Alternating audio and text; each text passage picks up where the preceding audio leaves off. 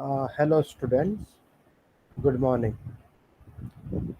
Today, I will deal with perspectives on Indian politics, the liberal approach, or the liberal approach on Indian politics. There are different ways to define Indian politics, and since there are different ways to define Indian politics, uh, so there are different approaches to Indian politics. Approach basically means it is a way to see something. In your course, there is liberal approach, there is Marxist approach, there is subaltern approach, and there is feminist approach. So, what is a liberal way of seeing Indian politics? What is a Marxist way of seeing Indian politics? What is a subaltern way of seeing Indian politics? And what is a feminist way of seeing Indian politics? And today we will deal with the liberal approach. Now, how to understand Indian politics, how to define Indian politics. Now, there are different ways to define Indian politics, and one of the way of defining Indian politics is that, or Indian politics of any kind of or politics of any kind of states, right? Uh, it's not that Indian politics should be defined in a different way from other kinds of politics. Even other kinds of politics also defined in different ways, right?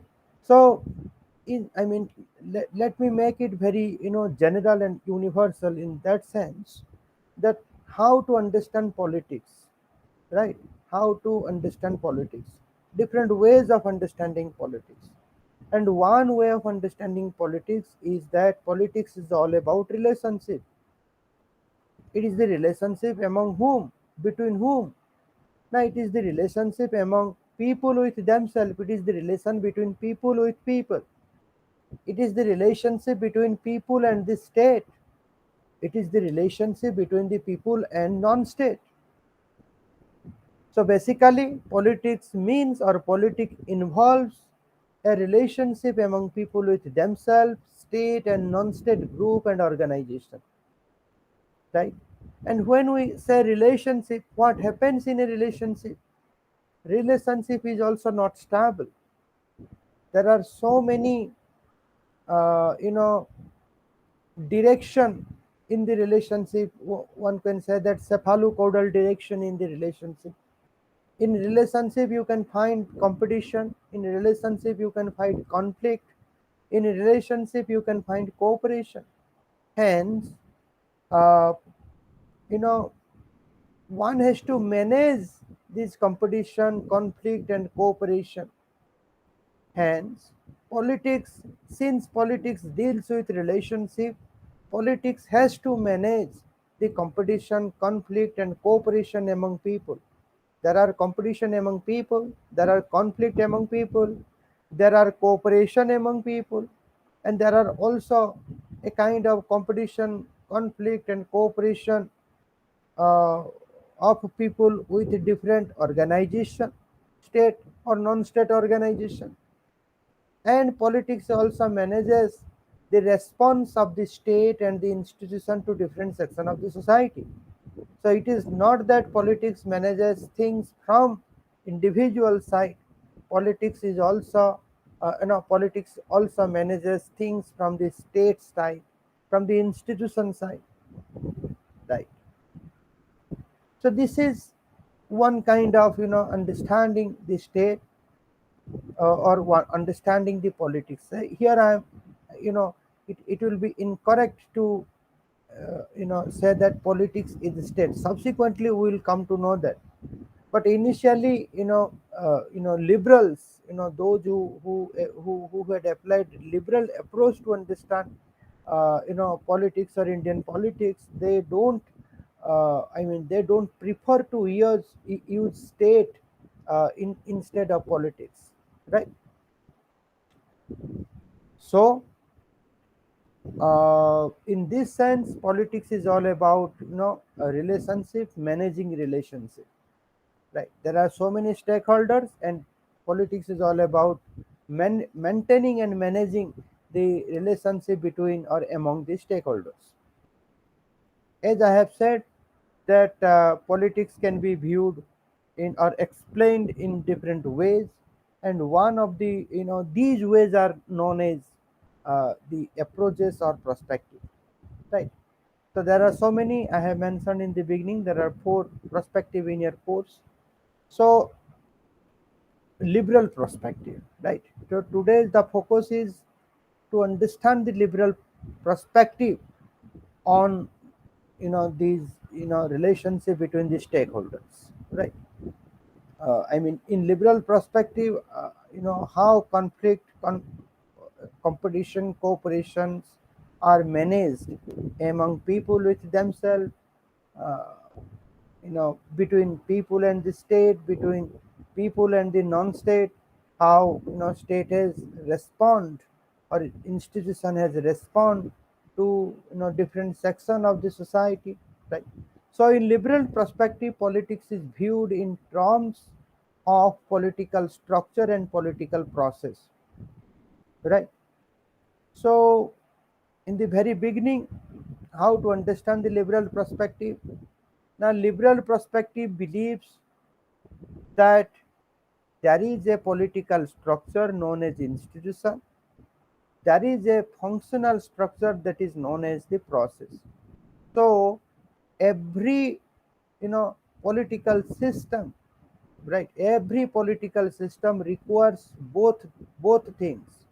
First, the structure and the function. Every structure means institutions or building, right? So every political system requires some kind of infrastructure and some kinds of functional uh, requisiteness, right? So suppose there is a political structure, but that political structure do not perform any function or assigned function, uh, I mean, then that political structure will decay. Political structure cannot exist. So, political structure, in order to exist, in order to maintain itself, it has to perform certain function. For example, let's take our university. Our university, there are huge buildings, right?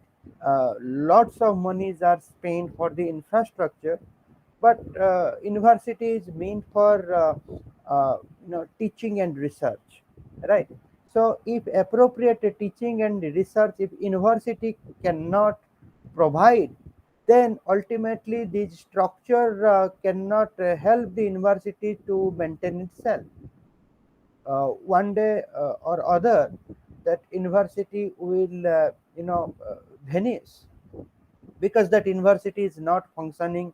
I mean, the university is not dealing with the assigned function that is attached to it. So in liberal perspective, politics is all about that structure and that function, right? So its prime concern is to study consensus or conflict management within the political system, right? Whether the political structure is performing that function or the political structure is not performing that function. So politics is all about that from liberal perspective. Now, if politics is, I mean, if political structure performs that function, then ultimately people will develop trust and faith on the political structure.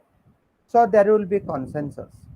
Suppose political structure is not dealing with its assigned function. If a political structure and there is a gap between the political structure and political process, then people will not uh, you know trust that political structure, or in other words, people will not trust that political system or politics. Hence there will be a conflict between people and politics. So politics, it always try to study the consensus and conflict, right? Whether there is a consensus between uh, people and it, or there is a conflict between people and political system, right? Let me go to the next slide.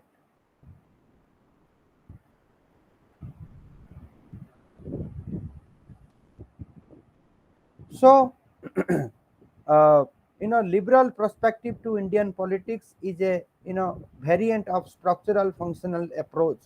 So when we say liberal uh, perspective on Indian politics, simply we mean that it is the structural functional approach. Just now I explained, from liberal perspective, politics means uh, the structure and and its function. If structure produces function, then there is consensus. If structure does not produce function, then there will be conflict. And in liberal politics, uh, in liberal approach, politics is all about studying that consensus and conflict between various stakeholders. And it is a non-Marxist approach. It should not be confused with liberalism, right? Liberal perspective and liberalism, though liberal, that term is derived from the liberalism, but there is a difference between the liberalism and uh, liberal perspective, right? What is the difference? That liberalism, uh, I mean, who is not a liberal? Let me start this question to understand the difference between liberalism and liberal perspective. Who is not a liberal? The person who supports liberalism, certainly he is a liberal, and the person who opposes the liberalism, he is also liberal. Why? Because liberalism gives the right to opposition, right? Liberalism gives the right to opposition to every individual. Now, if a individual use right to opposition, then even if that individual is opposing liberalism, but that individual applies the principles of liberalism while going against the liberalism, right? So, uh, why liberal perspective is not liberalism? Because liberalism talks about or liberalism cannot go against that. If the individual is going against the state, if the individual is going against the political system, then also that individual is liberal, because that individual applies the principles of liberalism, that is right to opposition, right? So there is a possibility in liberalism, there is a possibility that an individual can go, or individual is free to go against the state or against the political system. But from liberal perspective, the individual is not free to go against the political system. In liberal perspective, uh, I mean, liberal perspective believes that political system must be there, and political system is always beneficial for the individual. Every political system has a function to perform, and if the political system does not perform the function, then there will be conflict in the society, or people will raise conflict, or people will develop conflict. And since politics will study those conflict, again politics will manage those conflict. Politics will again resolve the tension between the structure of political system and function of political system. So from liberal perspective, politics will take care the sound relation between the structural part of the political system and functional part of the political system. So if the structure is not performing the function, then politics will take care, and politics will ensure that the structure uh, you know uh, will perform that function. If there is any problem, that problem will be dealt by the politics. So in the liberal perspective to Indian politics, there is no scope of going against the state. So I think that liberal approach is something different from the liberalism, hence it should not be confused with liberalism. And this liberal approach is typically a non-Marxist approach. Now, in a non, why it is a non-Marxist approach? Now, in a Marxist approach, it is all about state is a instrument in the hands of bourgeois, right? So state is a institution of class exploitation. This is basically typically a Marxist perspective, but liberal perspective does not see state in that way. State is for all, right? State is a structure, it has to perform certain function, right? And that function of the state is beneficial for the all in the society. So this is a non-Marxist perspective. Now, to this liberal perspective, Indian political system, that is in bracket you can see institution structures such as political parties, interest groups, civil society. This political system interact with the social structures such as caste, language, religion, region, etc. And while interacting each other, they perform certain function, and thereby political system maintains itself. So as long as political system performs certain function, that political system can maintain itself. Otherwise, political system will decay. I'm repetitively, saying it. This is the main point. So how, how to understand the function of political system, right? How political system function. Now political system function when I'm saying political system, it means there are different institution and structure. For example, political party is also structure, interest group is another structure, civil society is another structure. Civil society, when we say that civil society is not a political society, it will be partially wrong. Even civil society is part of the political system, right? So when the political system interact with various kinds of societal structure, for example, caste as a social structure, language as a social structure, religion as a social structure, region as a social structure. So there is caste based movement, there is language based movement, there is religion based movement, there is region based movement. There are so many cleavages, and there are so many movements in relation to to these cleavages. So when political system interact with all these movements, their political system gets to know what should be its function, right? So political system defines its own function while interacting with social structure. And when political system comes to know its function, then it tries to perform those functions, right? So it is all about the political system has to define what function should it perform. And second, the political system should also ask this question, that whether the political system is performing the function appropriately or not, right? So if the political system performs function appropriately, then there is no problem, political system will exist. Otherwise decay, otherwise decay. So political system functions in the forms of political mobilization, interest articulation, and interest aggregation. This is all about Almond's function of political system given by Almond. There are seven, two function, input function and output function. There are four kinds of input function. There are three kinds of output function.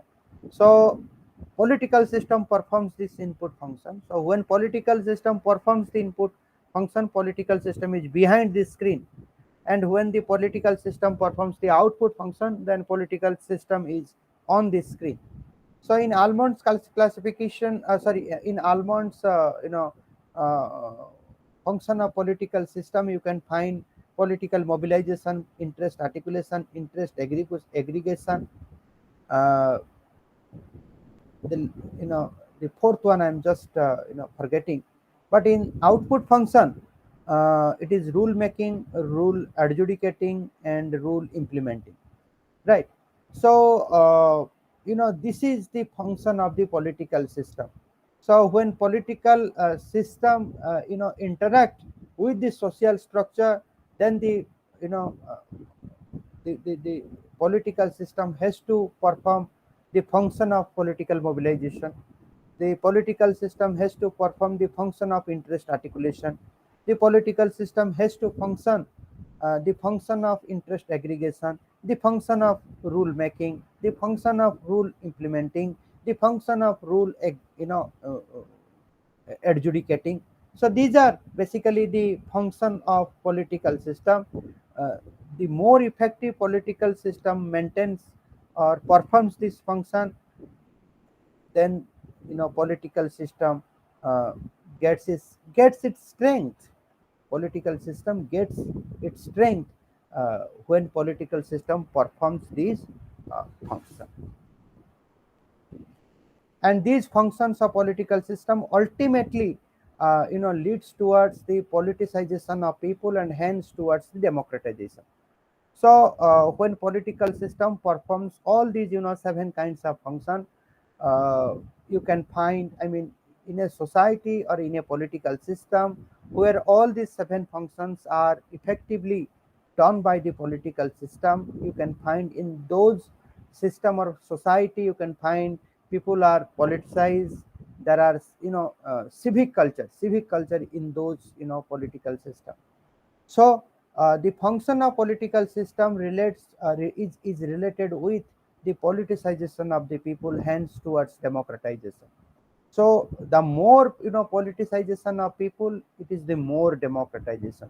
So ultimately, liberal approach to Indian politics, ultimately the destination or the aim of liberal approach to Indian politics is democratization, is the politicization of people. More and more people must must involve in the political process, right? And liberal approach talks about both individual right or freedom and protection of communities. So if you try to understand what values the liberal approach holds, then liberal approach holds the individual right and equality. Individual right and equality, both are important. I mean, liberty is important and equality is also important. One cannot be compromised for the other, both are important. uh, there is a paragraph, let me read it so that you can understand the importance of this paragraph. As mentioned earlier, liberal approach to study Indian politics is a variant of the systematic or structural functional approach. Thus, liberal approach, when applied to the study of or study Indian politics, can also be called systemic approach. This system approach emerged out of broad movement in social science known as behavioral movement. It was introduced by David Easton and James Coleman to study political system in developing countries in 1950s and 60s. This framework also came to be known as modernization or development framework. Its main purpose was to study the development of modern political institutions in developing societies. The notion of development, according to this perspective, was different from economists' notion of development. According to the economists, development generally means growth rate or development of infrastructure for political sorry for economists, development generally means growth rate or development of infrastructure. For political scientists, influenced by behavioral movement, development means the development of modern political institutions. So its main focus has been to see the political institution or organizations development,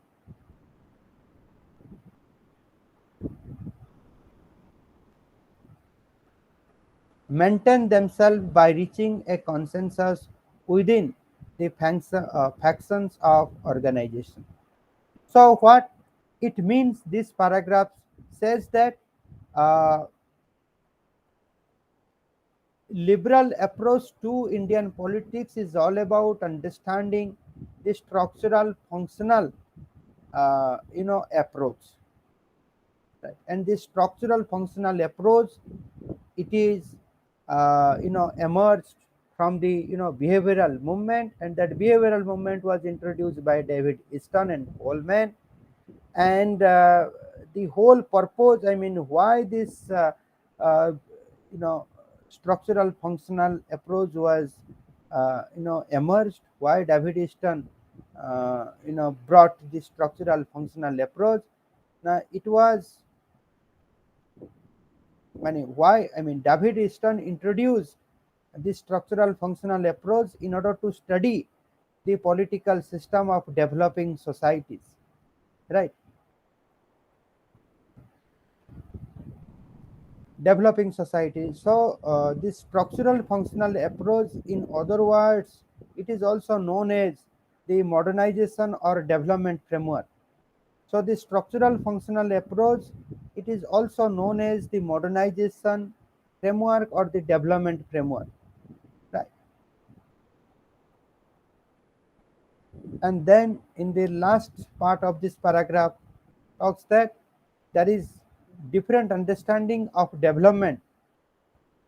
I mean, if you ask an economist, then he or she will say that development means, growth rate or development of infrastructure. But for political scientists, development means development of modern political institution, development of structure, development of function. Right. Okay. I hope that you got the central idea of this paragraph. Now, in this process, the political system comprises of political institutions. So, in liberal perspective, uh, in liberal perspective of Indian politics, development means development of structure, development of function. It is the development of modern political institution.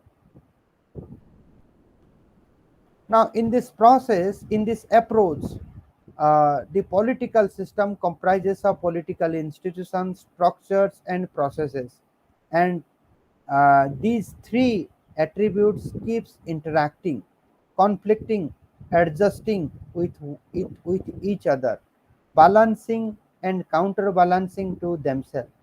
In such a situation, the political system maintains. It does not break down.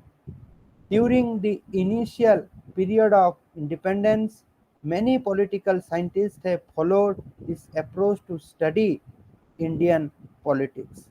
Right. So when in this approach, when we talk about political system, it we mean political institution, political structure, political process. Right.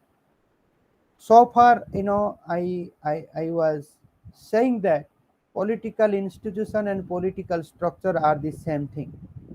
But here, uh, you know, political institution is being differentiated from political structure, right? So what is the difference between political institution and political structure, right? We will come to know that, right? You can also do a small research between political institution and political structure. But this paragraph says that political institution, political structure, political processes, these are the three attributes of a political system, and these three attributes of a political system interacts, they conflict, they adjust with one another, right? They balance with one another, they counterbalance with one another. Now, in such a situation, the political system maintains. Now, if there is conflict, if there is interaction, if there is adjustment between political institution, political structure, and political process, then the political system, can maintain itself. It does not break down, right? Now, I can remember one sentence because sociology was one of my optional when I was at close to. You know, there was a phrase I can remember: cooperation crossed by conflict. I mean, in relationship, uh, there should be cooperation, but it should be crossed by conflict.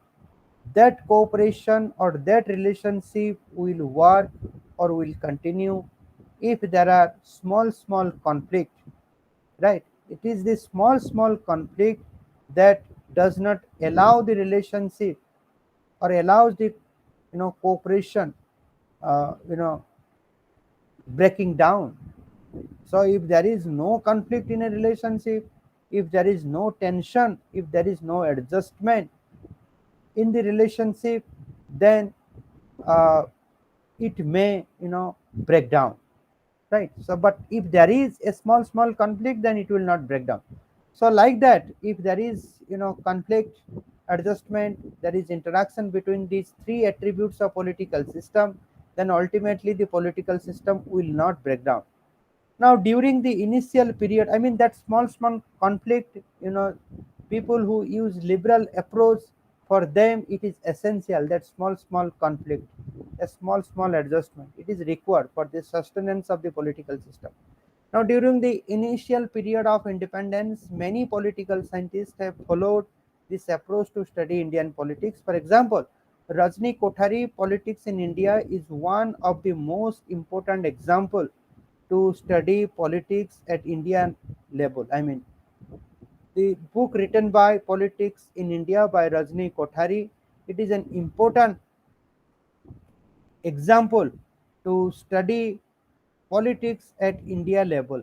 He advocates, I mean, Rajni Kothari advocates that political system is resilient and it survives.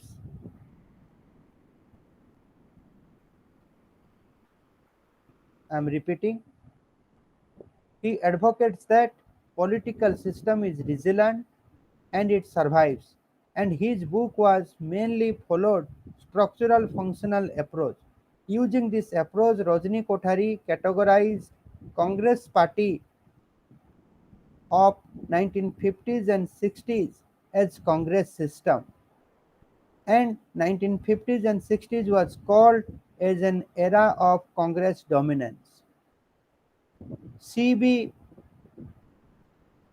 Bhabri critiqued Rajni Kothari's approach to study Indian politics in a review of Kothari's book in Politics in India. Now, according to Bhabri, Kothari's framework prohibits raising the basic questions in Indian politics, such as class, character of the state, location and distribution of political power, and the role of imperialism. Now, in this framework, economic aspects are also missing. Indian politics has been studied without the reference of role of trade union, big industrial houses, lobbies of the rich, farmer and landless peasants. He further adds that Kothari's model of Indian democracy is similar to that of Dal, which says society is plural and democratic governments operates like a market, and this market is subject to all sorts of pulls and pressures, right? Let me read it, then I will come back to you. Bhamri underlines that this limitation in Kothari's analysis is due to the limitations or systemic or liberal approach, due to the limitations of liberal approach. This approach does not look at the class conflict as the process of social change. Rather, it focuses on how system maintains itself or a consensus within its conflicting unit. In response of Bhamri critique, Kothari suggests that his book is not based on Marxist approach to politics or American brand of functionalist approach.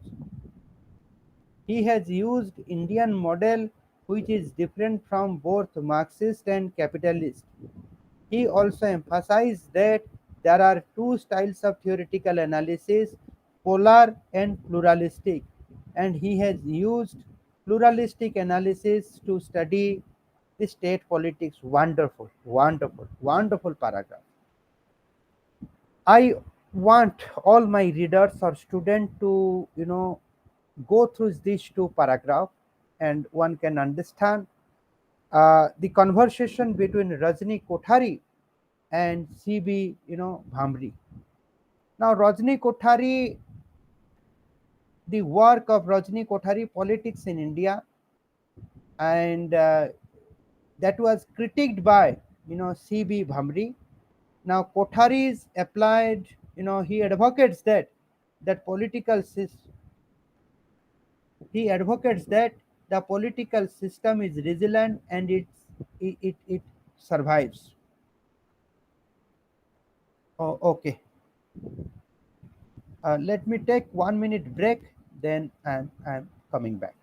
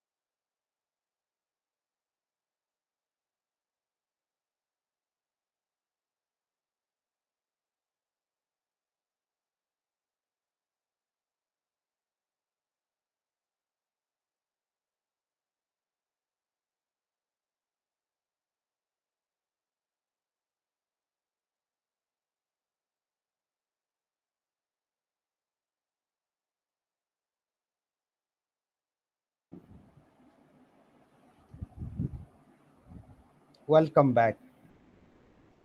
So Rajni Kothari, in his work Politics in India, he advocates that political system is resilient. Indian political system is resilient and it survives. Here, resilient means recovering readily from adversity or depression. It means the political system in India, it has recovered from the depression. It has recovered from uh, adversity, right? And that's how political system has survived in India. And by using this structural functional approach, Rajni Kothari, categorized the Congress party of 1950s or 60s as Congress system, right? So during 1950s and 60s, by using the structural functional approach, Rajni Kothari has tried to understand the political system prevailing at that time, and he found that the political system prevailing at that time, it was a Congress system, right? It was a Congress dominance, because Congress system, there was a typical Congress system. It was playing its typical role in interest articulation, interest aggregation, then what is articulation, aggregation, then what is that point? Mobilization, right? So Congress system was having a typical political mobilization, typical interest aggregation style, typical interest articulation style. Congress parties was making rule, implementing rule, adjudicating rule, right? So this was a Congress system. Now, responding to Rajni Kothari's work or approach, C.B. Bhamri, he is an Marxist, Now, Bhamri is critiquing the Kothari's book, Politics in India. Now, to him, he is saying that Kothari's framework prohibits raising the basic questions in Indian politics. He is saying that Kothari has not dealt with the class structure of the state. Kothari has not dealt with the location and distribution of political power, role of imperialism. Kothari has not dealt with. And in Kothari's framework, economic aspects are also missing. Indian politics has been studied without the reference of the role of trade union. So nothing is mentioned about the trade union in Kothari's analysis of Indian politics. Kothari's analysis of Indian politics does not deal with big industrial houses, lobbies of the farmer, lobbies of the landless peasants, lobbies of the farmer and lobbies of the landless. That is also not mentioned in the Kothari's, analysis of political system, right? And what else? So then Bhamri is saying that all these limitations in Kothari's, analysis is because of it is not the defect of Kothari. Bhamri is saying that it is not the defect of Kothari. It is in fact the defect of the approaches Kothari has used in I mean in his book analyzing Indian politics or Indian political system. And this defect or the limitations, it is the limitation of liberal approach, right? So it is he's saying that C.V. Bhamri is saying that uh, the missing parts of Kothari's analysis is in fact the major limitations of liberal approach, right? Because this liberal approach does not look at class conflict. It does not believe that class conflict is a process of social change, doesn't believe in that, right? Rather, this liberal approach focuses on how a system maintains itself or a consensus within its conflicting unit, right? So, to C.B. Bhamri, the liberal approach does not concentrate on conflict, does not see the development of an institution in the conflict, right? So C.B. Bhamri is saying that liberal approach does not see conflict as a means of development. Rather, this approach sees a consensus as a means of development, right? But responding to Bhamri critique, Kothari suggests that uh, his book is not based on Marxist approach, and what C.B. Bhamri is saying, that is typically a Marxian way of seeing the Indian politics. And he is saying that neither it is a, Kothari is saying neither his approach is a Marxist approach, nor he is a American brand of functionalist approach. I think we need to understand what is this American brand of functionalist approach. I am not right now not dealing with that, but I want all my readers to understand the American model of functionalist approach, right? And how it is different from the Marxist approach and how it is similar to the Marxist approach. So Kothari is saying that C.B. Bhamri is a Marxist. He has applied the Marxian approach, and then Kothari is saying that he has used the Indian model, which is different from both Marxist and capitalist approach. So this American brand of functionalist approach is actually the capitalist approach. So Bhamri directly it is not saying that Kothari has used a capitalist approach, but Kothari is understanding that maybe Bhamri is blaming uh, him as if he has used the capitalist approach. Now, Kothari is making a clarification that his approach is neither Marxist nor capitalist. He is saying that there are two styles of theoretical analysis. One is the polar, another is pluralistic.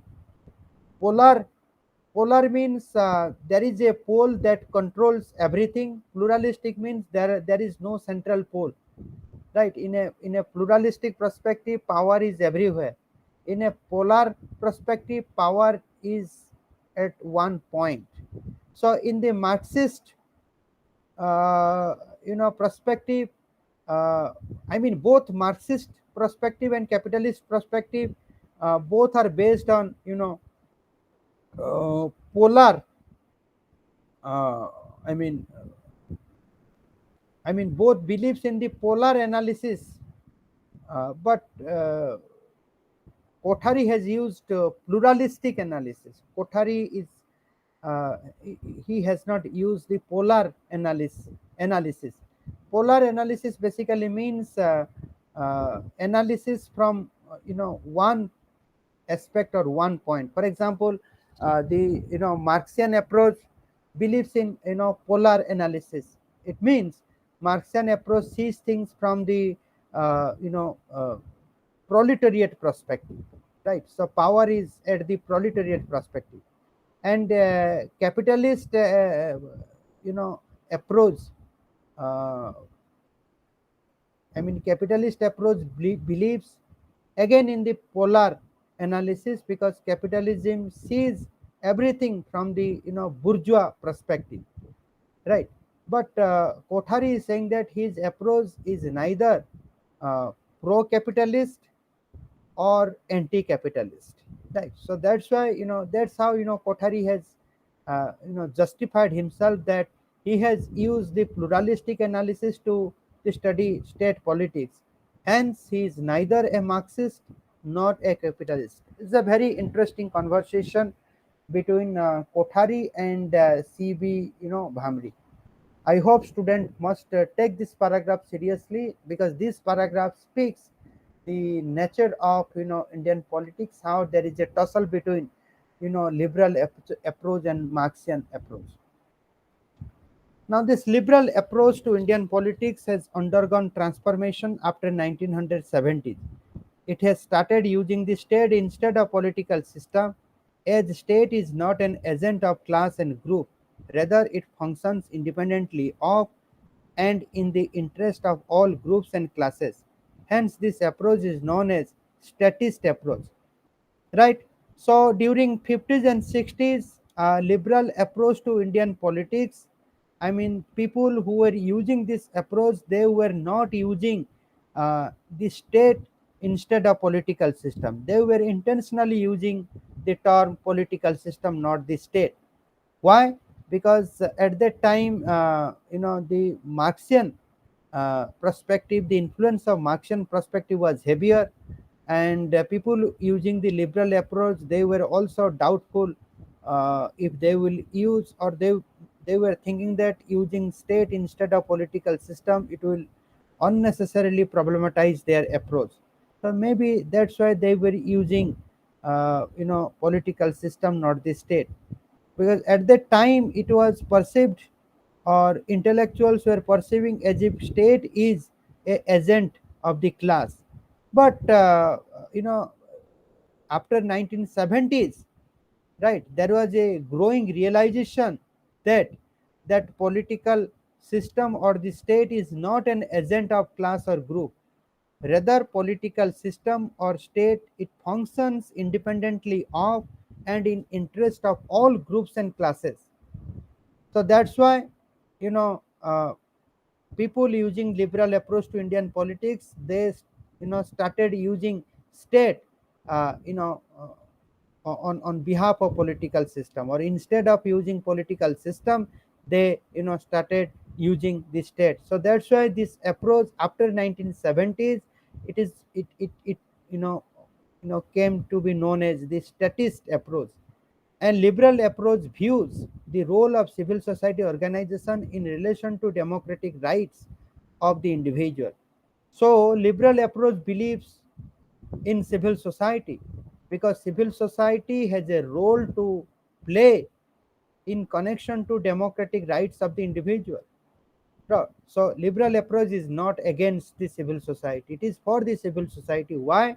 Because civil society is related to the democratic rights of the individual. Civil society, what is a civil society? Civil society, it is a space that exists between family and the state, and it is expected to work towards democratization of their society, protection of the individual and group right in the society. Liberal approach wants civil society to explain the relationship between the state and the society. Now, in what way liberal approach supports civil society? I said liberal approach supports civil society because civil society is connected with the democratic rights of the individual, right? But the scope of civil society is not limited to it. There are also interrelated functions of civil society. And what are the interrelated functions? Why civil society was supported by the liberal approach of Indian politics? Liberal approach of Indian politics expects civil society to work for the democratization of their society. That means civil society will play the role towards the democratization of society. Civil society is expected to protect the individual and group right in the society, and liberal approach wants civil society to explain the relation between the state and the society. So state will not directly you know uh, do things. State will support civil society, and when civil society will work towards the democratization, towards the protection of the individual and group right, if the civil society will explain the relation between the state and society, then it will be much more effective, right? So from the liberal approach, the state will support civil society, but civil society will perform these functions. And whenever civil society requires any support or help, the state is there to help. So through civil society, the state is state will do through I mean state will perform this function or work through civil society, right? So the involvement of civil society towards this uh, function, it will uh, you know it will become very effective, right? If state will directly intervene and democratize the society, if state will protect the ensure protect the individual and group right directly, right? If state will define the relation between the society and the state, then uh, that the consequence will not become that effective uh, in comparison to if the civil society does it. Then democratization of society, it will be i mean uh, there will be effective democratization of society, right? Protection of individual and group right in the society will be effective if it is done by the civil society, right? Okay,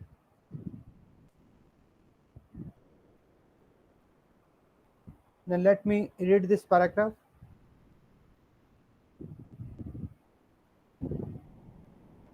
Okay. We are about to finish. Now liberal approach recognizes the rights of not only the individual but also groups. In diverse society, recognition of rights of diverse group, that is right to representation, right to distributive justice, is indicative of multiculturalism. As Bhikkhu Parekh explains, no multicultural society can or should ignore the demands of diversity. Multiculturalism goes beyond the abstracted liberal individualism and assumes that human beings are culturally embedded. It means that they grow up and live within a culturally structured world. They organize their lives and social relations in terms of a culturally derived system of meaning and significance. These cultural communities generally demand various kinds of rights to maintain their collective identity. Such rights, called group, collective, or communal right. Gurpreet Mahajan states that multiculturalism is concerned with the issues of equality. It is concerned with the questions if different communities are living peacefully together as equals in the public arena. She states that multiculturalism is different from pluralism or diversity. While pluralism and diversity denotes just coexistence of different groups in the society, but not whether they related to democratic pursuits or not. Multiculturalism is necessarily associated with democracy. It either guarantees or attempts to provide cultural rights of the religious and linguistic minority communities to preserve their culture, language, script, and other rights. So ultimately, the destination of liberal approach to Indian politics is to establish a multicultural society. And in a multicultural society, these two values, liberty and equality, are very important. So liberty of the individual, it is essential. At the same time, equality among diverse group, that is also important, right?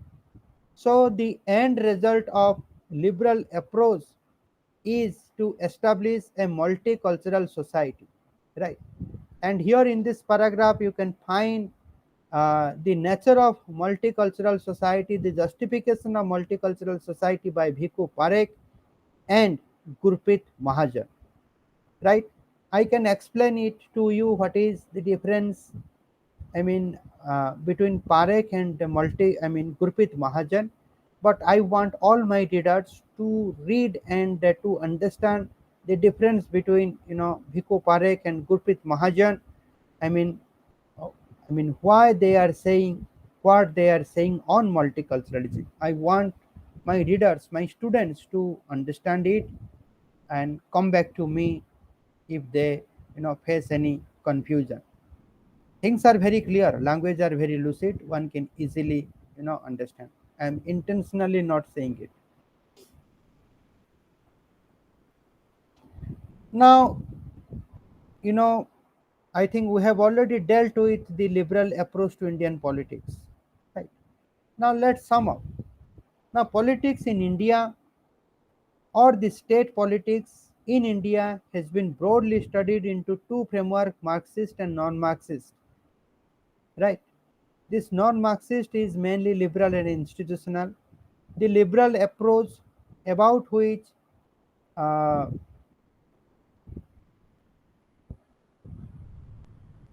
this liberal approach was dominant approach to study Indian politics between 1950s and 60s. Its focus was to study how institutions maintained themselves by maintaining consensus among their constituent units. It had preferred to use political system rather than state to designate a polity. So initially they were not using state, they were using political system. In the post-colonial period, it was a product of behavioral movement in social science. It was also known as the systemic modernization or development framework. It ran as an alternative to Marxist approach. From 1980s, the liberal approach had undergone changes. It has become flexible in using certain concepts such as the state or political economy. Its scope has expanded to include the study of civil society, social capital, and multiculturalism. So initially, liberal approach was dealing with the structural and functional aspect of the political system. But after 1980s, this liberal approach became flexible, and this liberal approach started dealing with the state, political economy, civil society, multiculturalism. So the broad concern of the liberal approach has been to address the issues concerning democracy. So this liberal approach to Indian politics, it is all about democratizing uh, the system. It is all about making people politicized. So this is the main concerns of liberal approach, right? For that liberal approach, it has expanded itself, and it had included The civil society, social capital, multiculturalism within its scope. So that's it. I think you got a sense of liberal approach, the nature of liberal approach, and from the dialogue between the CB Bhamri and Kothari, you can also get a sense how these two have applied. I mean, how Kothari has applied liberal approach to Indian politics, and how CB Bhamri has responded to it, and at the last, how Kothari had, responded to CB Bhamri. Hope that this lecture will help you to understand this liberal approach to Indian politics. So thank you very much.